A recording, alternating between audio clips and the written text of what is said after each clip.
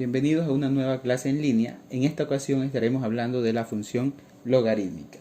Empezaremos diciendo que la función logarítmica es una función inversa a la función exponencial.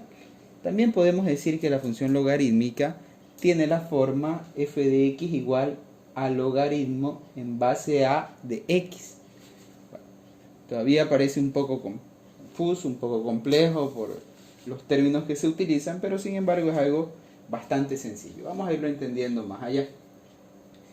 Esta función también tiene dos condiciones. Recordemos que cuando habíamos hablado de la función exponencial tenían dos condiciones, lo mismo pasa acá. Las condiciones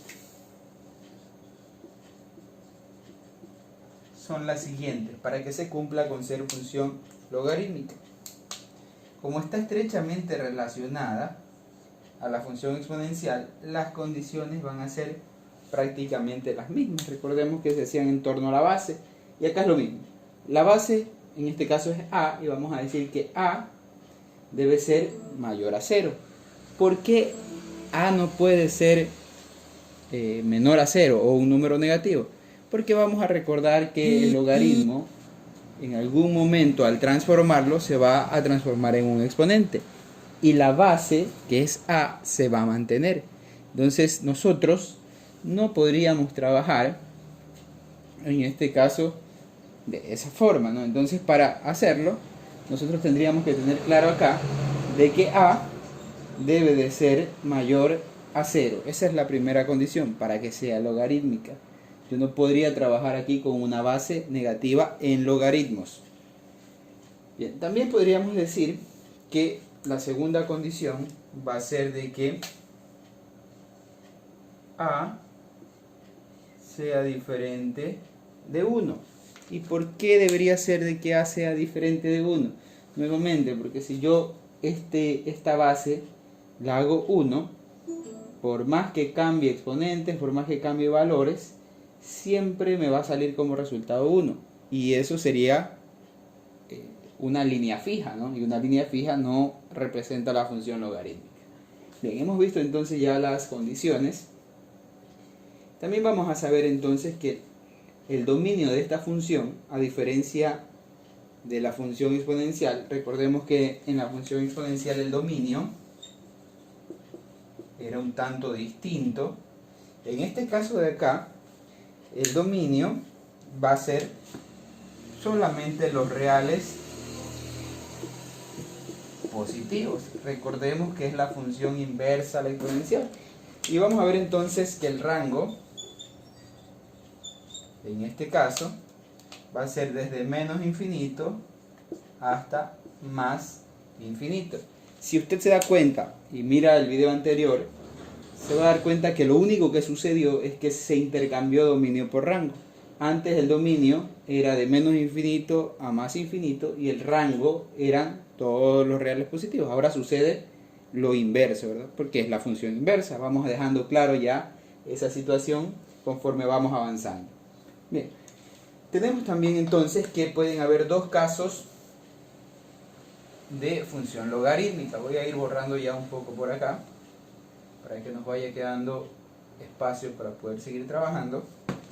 Van a haber dos casos. En uno de los casos la función puede ser creciente, que va a ser en la mayoría de los casos, pero también hay una función logarítmica que puede ser decreciente, que si bien va a ser en pocos casos, igual tenemos que tenerlo en cuenta. Cuando hablamos de creciente, entonces vamos a ver cuál es la condición para que sea creciente. Para que la función sea creciente, tendrá que suceder de que a sea mayor a 1. Entonces, si a es mayor a 1, esa función va a ser creciente. ¿Y cómo yo sé que esta función es creciente? Porque en mi gráfico va a suceder lo siguiente, ¿verdad? Que vamos a empezar desde aquí abajo, delgado, y se va a ampliar para el lado allá. Va a estar en este cuadrante, en estos dos cuadrantes, ¿verdad? Mientras que si quiero que sea decreciente, será si a mayor a 0 y a su vez A menor a 1. Que prácticamente esto comprende un intervalo pequeñito. Los números que sean mayores a 0 y menores a 1. Es decir, 0.5, 0.6, 0.99. Cualquier número que esté entre este intervalo, entre 0 y 1. Con esos números, con ese pequeño intervalo, puede suceder en cambio que la función sea decreciente. De hecho va a ser decreciente. Pero para que sea decreciente, entonces en la gráfica se va a expresar porque va a suceder de esta manera la gráfica, ¿verdad? Entonces si va a suceder de esa manera la gráfica, tendríamos el porqué de esa función, en este caso decreciente. Entonces vamos entendiendo bien la situación. Si A mayor a 1, la función es creciente y la gráfica va a ser de esta forma. Si A mayor a 0 y menor a 1, la gráfica será de la forma de acá, ¿verdad? Bien, vamos a ver con un ejemplo ya numérico para que se pueda entender un poco más, y tenemos que estar muy atentos porque está muy relacionado a las primeras clases que vimos de logaritmos y de exponentes, y si no las recuerda va a tener que volver a verlas, para que le quede claro y recuerde cómo se transformaba aquello. Vamos a hacer un primer ejemplo entonces. Vamos a decir entonces que nuestro primer ejemplo será f de x es igual al logaritmo en base 4 de x. Esa es nuestra primera función logarítmica que vamos a estudiar. Y si yo quiero realizar esa función logarítmica, sucede algo curioso acá, y es que normalmente, bueno, las funciones se indican por la función f de x normalmente, pero para hacerlo más fácil y más entendible, yo podría decir que este f de x en realidad representa a la otra variable, que es y. Simplemente la he cambiado para que a usted no se le complique la vida, porque usted cuando tenga esto se va a complicar, se va a confundir un poco y no va a saber cómo llevar ese logaritmo a exponente para poderlo realizar. Recordemos que para realizar un logaritmo teníamos que transformarlo en exponente. Bien, entonces una vez que ya lo tengo así, empieza a poderse resolver, pero para poderlo resolver voy a recordar que en el logaritmo había varias partes, ¿verdad? La primera que era la base, la segunda que era el logaritmo, bueno, y la respuesta, ¿verdad? Entonces para ello yo voy a transformar este logaritmo en un exponente para que se me haga un poco más fácil hacerlo. Si lo transformo en exponente, voy a recordar que la base se iba a mantener, era 4, el resultado, que en este caso está acá, iba a pasar a ser el exponente, y la x iba a pasar a ser el resultado. Ahora se lo ve ya mucho más fácil, que acá ya puedo aplicar valores y sería mucho más sencillo. Entonces comienzo a construir ya mi función logarítmica y voy a acordarme que tenía dos variables, la independiente que siempre era la x y la dependiente que siempre era la y. Vamos a ver cómo funciona entonces. Como yo debo reemplazar la x, porque la x es mi variable independiente, voy a decir entonces que 4 elevado a la y, supongamos que a x le voy a poner el valor de 1. Si yo a la x le voy a poner el valor de 1, entonces yo voy a decir que 4, ¿a cuánto necesita elevarse para ser 1? Y ahí vamos a tener una sola respuesta. Según la ley de potencias, todo número elevado a la 0 es igual a 1. Y por aquí va a estar facilísimo, porque yo digo entonces, cuando x vale 1, y vale 0. Y por ahora no me he complicado. Pero ¿qué va a pasar? Si en el siguiente ejemplo ahora yo digo 4 elevado a la y es igual a 2, ¿cómo encuentro ahora el valor exacto por el cual este 4 tengo que elevarlo para que me salga el valor de 2? Se me va a complicar mucho, se me va a complicar bastante. Entonces, ¿qué le recomiendo yo acá para que usted pueda resolver este ejercicio de una manera más fácil? En realidad lo que yo le recomiendo es que solamente para práctica y para este ejercicio usted haga de cuenta que la variable se intercambia. Digamos que yo le voy a empezar a asignar ahora los valores a la y me van a salir valores en x. Va a ser mucho más fácil acá asignarle el valor independiente a la y que a la x. Eso no quiere decir que los valores hayan cambiado, que la una variable sea dependiente y la otra independiente. No, lo vamos a utilizar como un truco para que los valores sean exactos y sean enteros, porque si no me van a salir puros valores decimales. Entonces, ¿qué vamos a hacer? Por ejemplo, vamos a asignarle a la y el valor de 3, 2, 1, 0, menos 1, menos 2 y menos 3. Son los valores que le vamos a asignar a la y. Si le asigno el valor de 3 a la y, me va a quedar 4 al cubo, que es igual a x. Y aquí es bastante fácil. 4 al cubo, 4 por 4, 16, y por 4, 64. Entonces, cuando y vale 3, x vale 64. Tengo mi primer valor. Si quiero buscar otro valor, entonces puedo decir que ahora le voy a asignar el 2. Vamos a hacerlo acá mismo.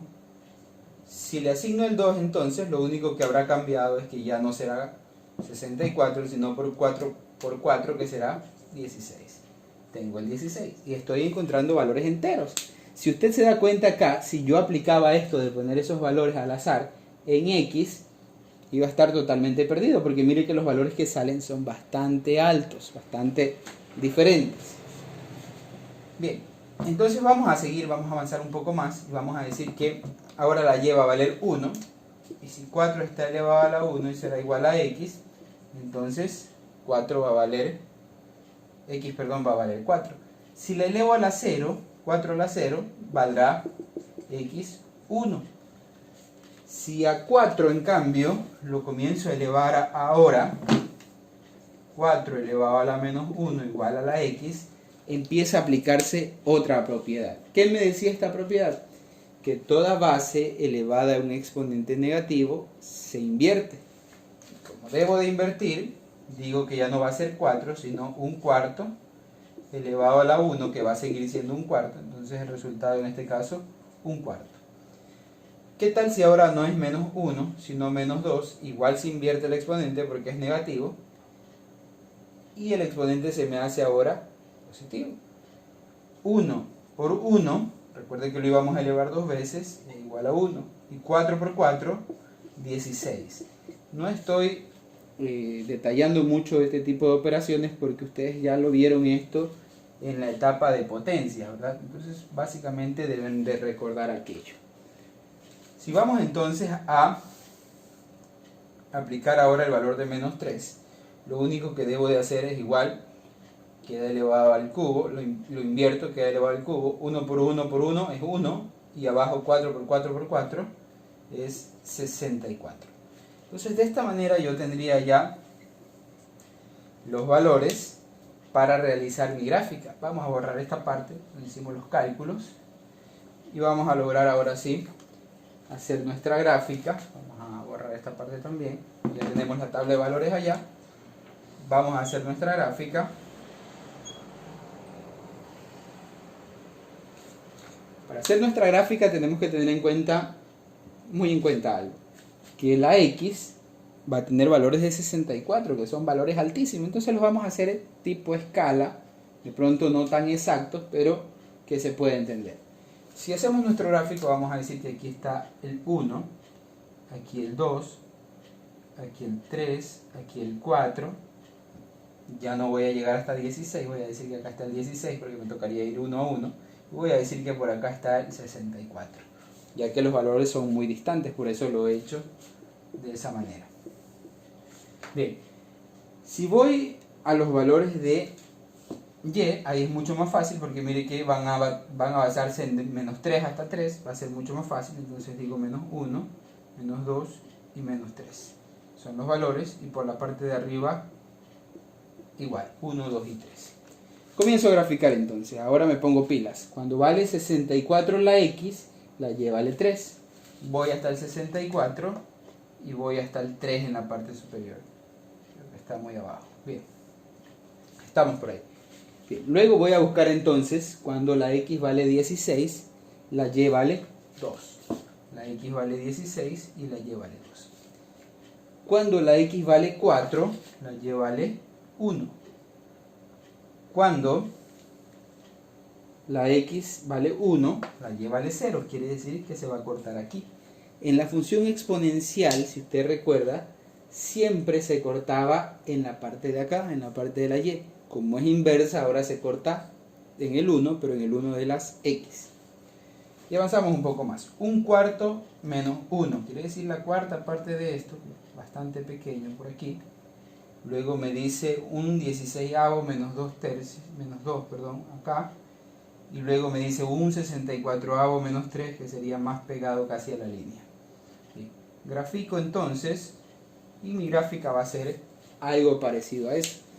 Si yo tengo la gráfica en este lado, del lado de los positivos, en X, estaba hablando de que era creciente o decreciente. En este caso será creciente. Si era del lado de acá, entonces era decreciente. Como está de aquí abajo, hablamos de que la función es creciente. Ya sabemos que es creciente. Vamos a tratar de encontrar entonces el dominio. Si queremos encontrar el dominio, que es en cuanto a la parte horizontal de las x, voy a decir yo entonces que dominio, yo veo que del lado de acá no hay ningún valor, no hay ninguna gráfica. Siempre mi límite va a ser esta línea intermedia, entonces puedo entender de que va desde este 0, ¿verdad? Desde 0 hasta el infinito, porque para allá sí puede seguir creciendo. Entonces el dominio, en este caso, voy a decir que empieza en 0, no toca el 0, recuerde que no puede tocar la línea, siempre se va a pegar, se va a pegar, se va a pegar, tiende a 0, pero no toca el 0. Entonces es intervalo abierto. Y por otro lado vamos a decir que se va hasta el infinito, este es mi dominio. Infinito positivo, ¿verdad? Bueno, usted lo puede encontrar de pronto por ahí como los reales positivos, que es lo mismo, ¿verdad? Porque los reales empiezan desde el 0 y terminan en el infinito positivo. Mientras diga así, no pasa nada. Bien, por otro lado, ahora vamos a hablar del rango que tendría esta función. Y si usted ve la gráfica, esto puede seguir infinito hasta abajo, pero nunca tocará la línea. De la misma manera puede seguir infinito hacia arriba. Entonces hablamos de que el rango, en este caso, sería desde menos infinito hasta más infinito. O de pronto lo entiende como los reales también. No pasaría nada en eso, ¿verdad? Entonces, finalmente, precisiones de la función logarítmica. Entonces, recordar claramente las condiciones que tiene. Segundo, aplicar siempre los valores de manera inversa. En lugar de trabajar los valores dependientes en la X, lo he trabajado en la Y. Le he asignado los valores a la Y para que se me haga mucho más fácil trabajarlo. Bien, entonces con esa recomendación nos vamos a quedar y nos vamos a ver en un próximo video.